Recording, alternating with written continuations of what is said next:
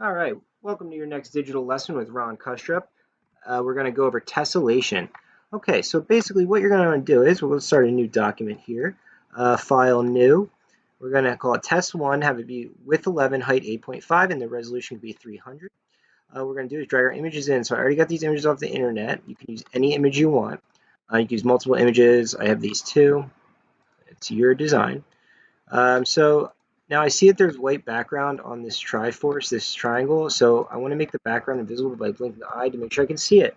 Control plus is to zoom in. I'm not going to right click. You probably see this image under your lasso tool. It's called object selection. Let's change that to magic wand tool. If I click an area, okay, make sure you're in the correct layer. If I click an area with this tool, what it'll do is it'll select that color. Okay. If I hold shift, I can select multiple shapes at the same time. So I've done that. Now I'm going to hit mask, and now I have a triangle. My, the white area is gone. And that's what I wanted. Okay. So now I'm going to make that reappear. I want to rotate this. So I move my mouse right outside where the square is, and I notice that it spins it. If I hold shift, it'll kind of lock it, so it won't be angled in a strange way. What I can do is I can then match it to where I'd like, and I can resize it to make it about the size I'd like. About that seems nice. So now I'm going to connect them. And now what I have to do is I have to start duplicating them. So first thing we're going to do is make a folder. Call that folder shape. You actually call it artwork, okay? And then what you can do is you can click and drag one in, and click and drag the other in as well, okay? Oh, that one didn't go in. One now. There we are. Now they're both in there. You can blink the eye to make sure they're both connected, and you see they're both in a folder. I'm going to move this down a little bit, and what I'm going to do is I'm actually going to just hold Alt, and I'm going to be able to move my shape.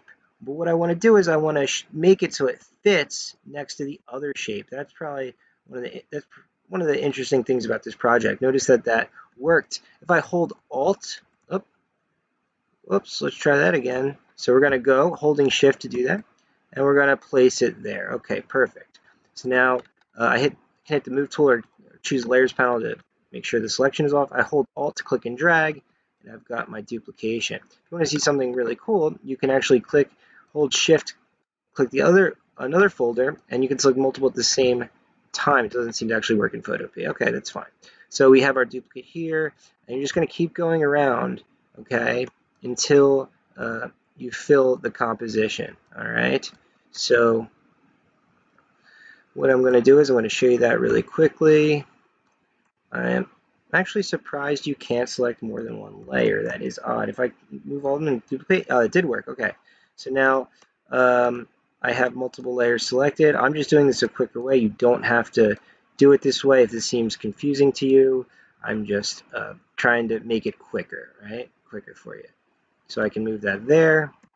I'm going to hold, so that looks good. I'm just going to actually click all my layers. I'm going to get crazy, and then click and drag here. Wow. And then we're going to, now we have all these layers duplicated, so we can move all these layers, right? And then almost there. So I'm going to just duplicate them again. The more the merrier. And then I'm going to hold shift and move them all over. There we go. Completed composition. File. Export as JPEG. And then save, and now you've got it saved on your computer. Show in Finder. You can open it up, and it'll work, and you can submit that for your project.